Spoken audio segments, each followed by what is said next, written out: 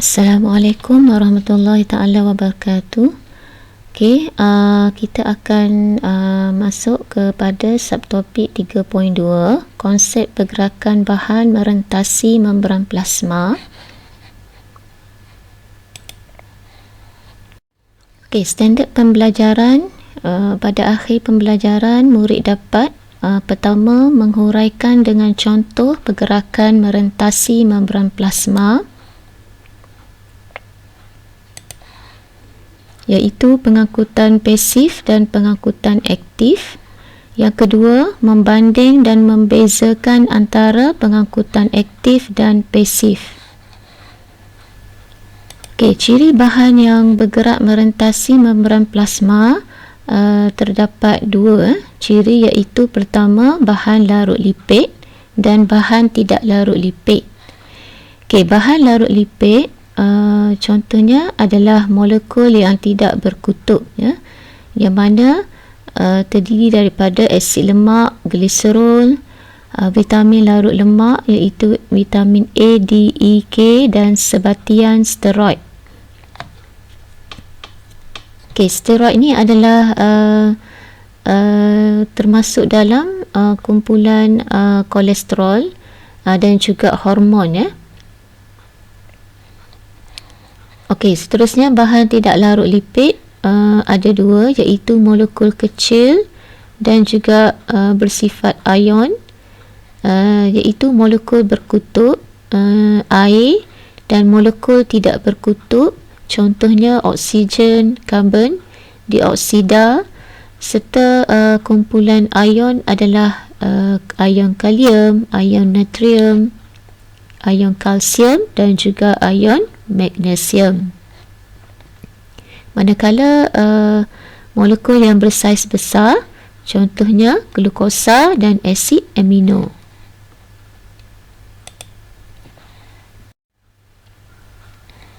Okay, Raja menunjukkan pergerakan bahan merentasi membran plasma.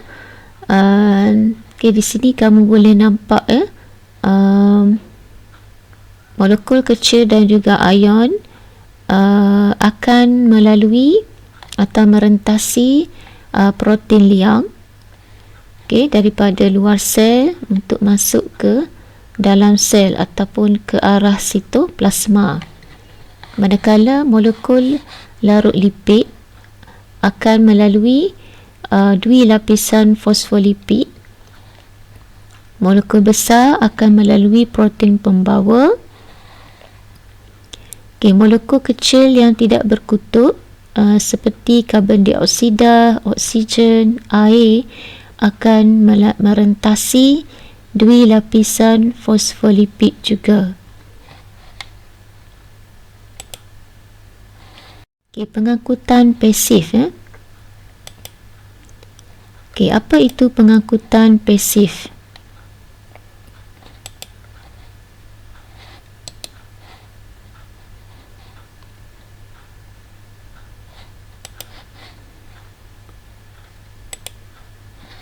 Pengangkutan pasif boleh dianalogikan seperti mengayuh basikal menuruni cerun bukit.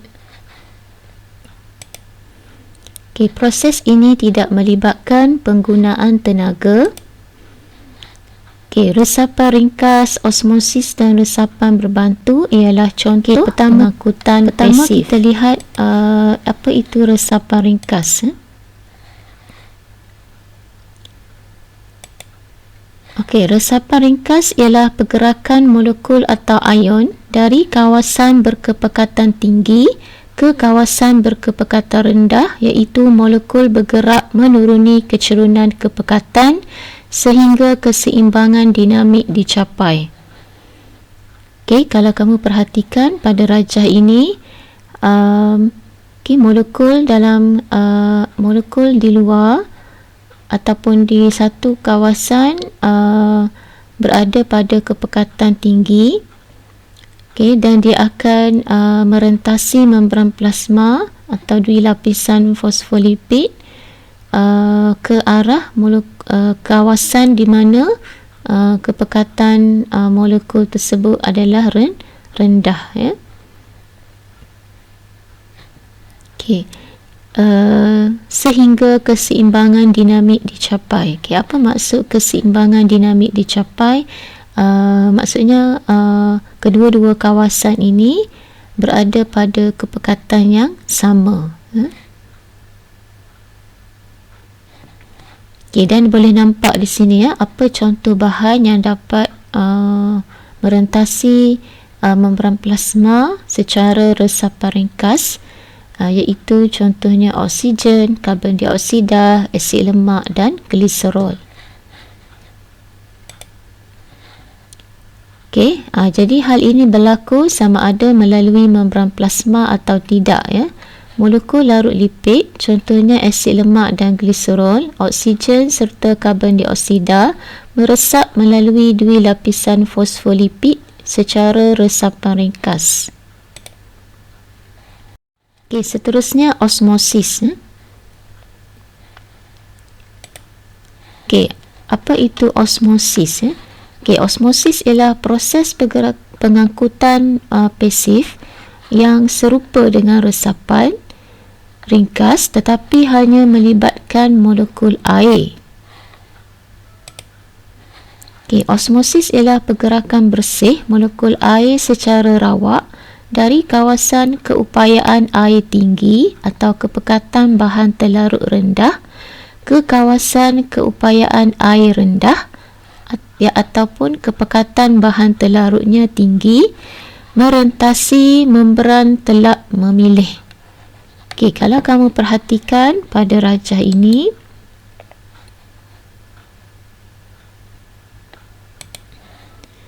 okey, boleh nampak molekul yang berwarna pink dan juga biru. Jadi molekul yang berwarna pink dan bersaiz lebih kecil ini adalah molekul air.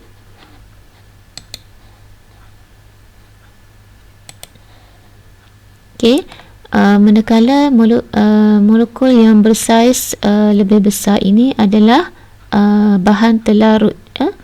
Jadi molekul air ini bergerak dari kawasan kepekatan molekulnya adalah tinggi ataupun keupayaan airnya tinggi ke arah kawasan di mana keupayaan airnya rendah, yang mana kita dapati molekul airnya lebih rendah.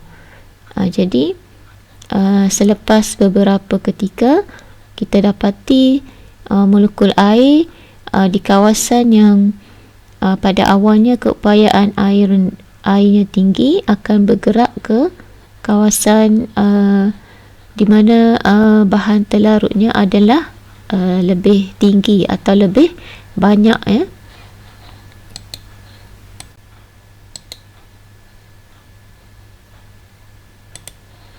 Okey, kita perhatikan pada rajah 3.5, ini menunjukkan proses osmosis yang berlaku dalam tiub U ini.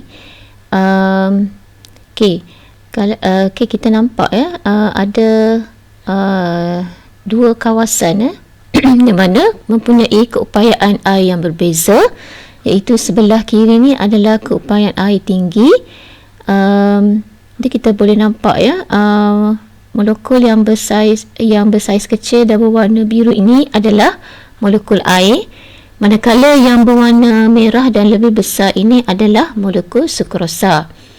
Jadi dia akan bergerak melalui membran telak memilih daripada keupayaan air tinggi kepada keupayaan air rendah, dan seterusnya selepas keseimbangan dinamik tercapai. Kita dapati kawasan yang tadi sebelah kiri keupayaan airnya tinggi telah bergerak ke kawasan di sebelah kanan ni, di mana keupayaan airnya lebih rendah, dan bila keseimbangan dinamik tercapai, bilangan molekul air tadi akan samalah pada sebelah ataupun pada lengan kiri dan kanan tiub U ini.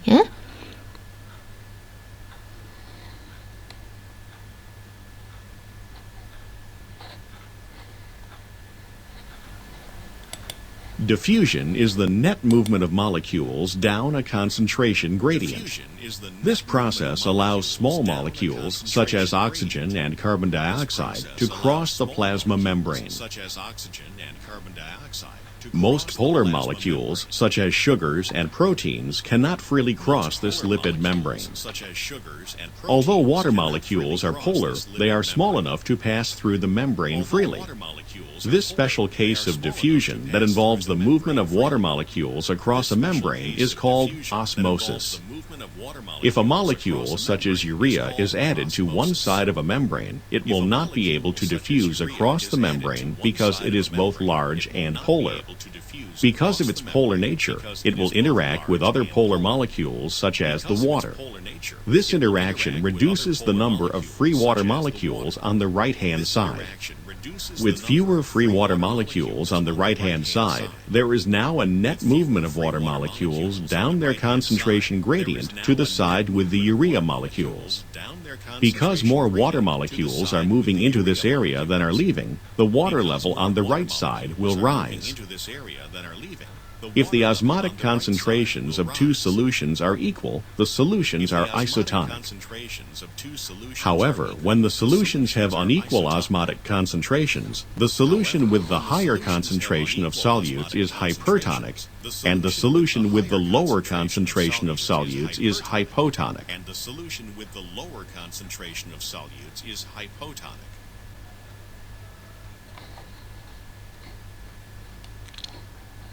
Okey, saya harap daripada video tadi kamu dapat lebih memahamilah bagaimana osmosis ini bekerja ya, atau bertindak ya. Okey, seterusnya kita pergi kepada proses resapan berbantu. Okey, bahan yang tidak larut dalam lipid seperti ion serta molekul bersaiz besar seperti asid amino dan glukosa tidak dapat bergerak merentasi dui lapisan fosfolipid.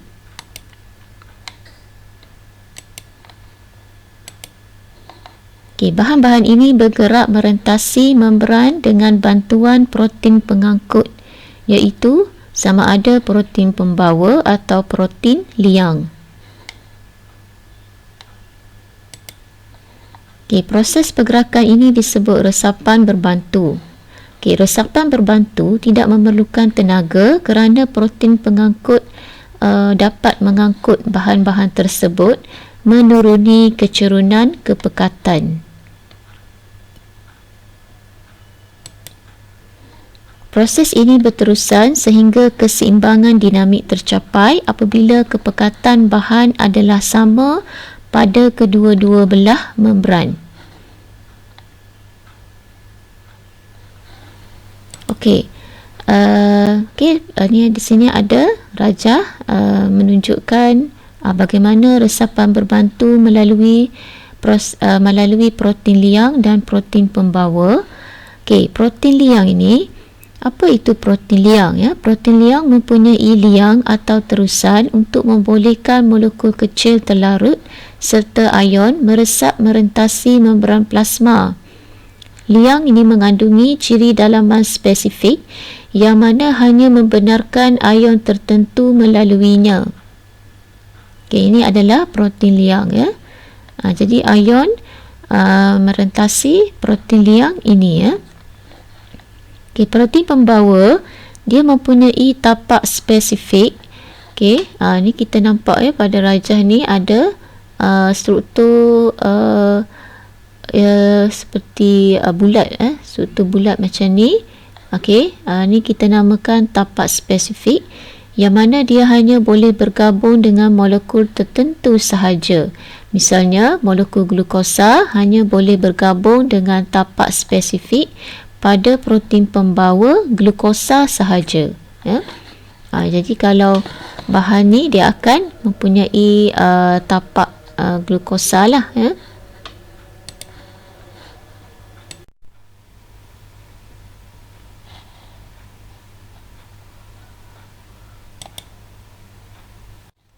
Okey, Boleh perhatikan pada rajah 3.8.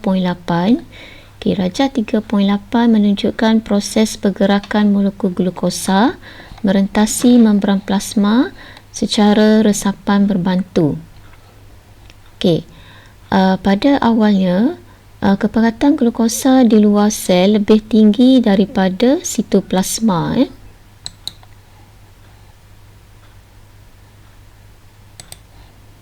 Okay. Okay, di sini adalah bahagian luar sel. Okay. Dan ini adalah dalam sel, iaitu sitoplasma. Okay. Jadi pada awalnya kepekatan glukosa di luar sel ni lebih tinggi berbanding di dalam sitoplasma. Okay. Kemudian glukosa bergabung dengan tapak spesifik pada protein pembawa. Okay, seterusnya protein pembawa berubah bentuk untuk membolehkan molekul glukosa melalui protein pembawa dan masuk ke dalam sel. Okay, jadi okay, boleh perhatikan pada awalnya bentuk protein pembawa ni begini. Okay. Jadi bila molekul glukosa telah memasuki tapak spesifik tersebut, okay, kita dapati protein pembawa ni berubah bentuk dan membolehkan molekul glukosa tadi masuk ke dalam sel. Okay, seterusnya protein pembawa akan kembali ke bentuk asal dan bersedia untuk mengangkut molekul yang lain. Jadi molekul tadi akan diangkut satu demi satu lah. Jadi bila dah dapat merentasi, protein pembawa akan kembali kepada bentuknya yang asal, seperti pada mula awal tadi. Okay, seterusnya kita lihat When a region of high solute concentration is separated by a plasma membrane from a region of low solute concentration, there is a concentration gradient between the two regions. If the solute molecules are highly charged, their charges may prevent them crossing the membrane by simple diffusion. If they are large molecules, their size may prevent their diffusion. These molecules must cross the membrane by facilitated diffusion. Highly charged molecules require ion channels to facilitate their diffusion in a process known as channel-mediated diffusion. Larger molecules require carrier proteins to facilitate their diffusion during a process known as carrier-mediated diffusion. During channel-mediated diffusion, ion channels provide a route for charged molecules such as sodium ions to diffuse across the plasma membrane down their concentration gradient. These ion channels are often very selective, only permitting the passage of a single type of ion. These channels may also be gated, only permitting diffusion to occur when the gate is open. During carrier-mediated facilitated diffusion, carrier proteins provide a route for large molecules like glucose to diffuse across the plasma membrane, down their concentration gradient. Each solute molecule first binds to a carrier protein. The carrier protein then undergoes a conformational change, which deposits the solute molecule on the opposite side of the membrane. Like simple diffusion, both these facilitated diffusion processes do not require ATP and will continue until there is an equal solute concentration on both sides of the membrane.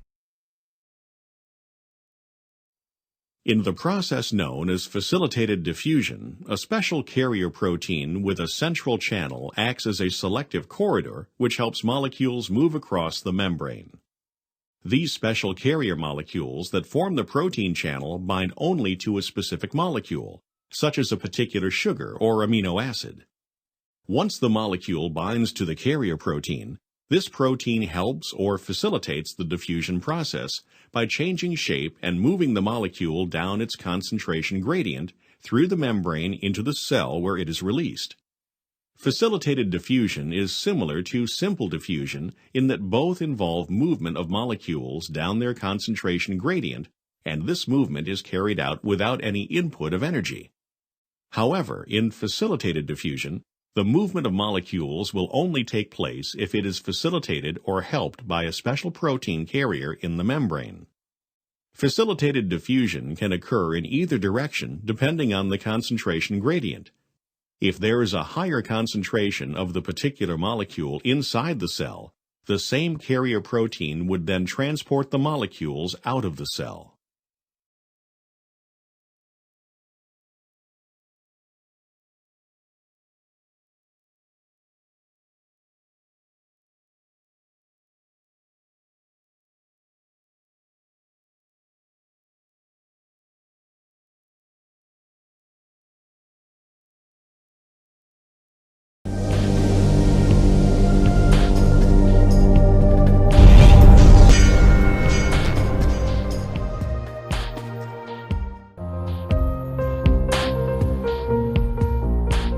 The sodium-potassium pump is an active transport mechanism that is driven by the breakdown of ATP and works through a series of conformational changes in a transmembrane protein.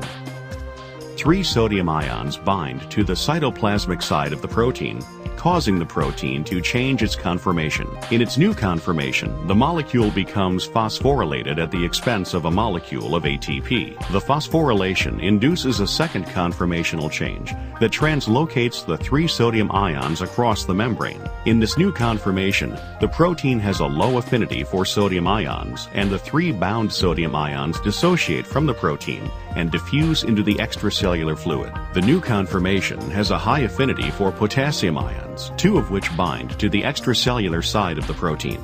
The bound phosphate now dissociates and the protein reverts to its original conformation, exposing the 2 potassium ions to the cytoplasm on the inside of the cell. This conformation has a low affinity for potassium ions, so the 2 bound potassium ions dissociate from the protein and diffuse into the interior of the cell.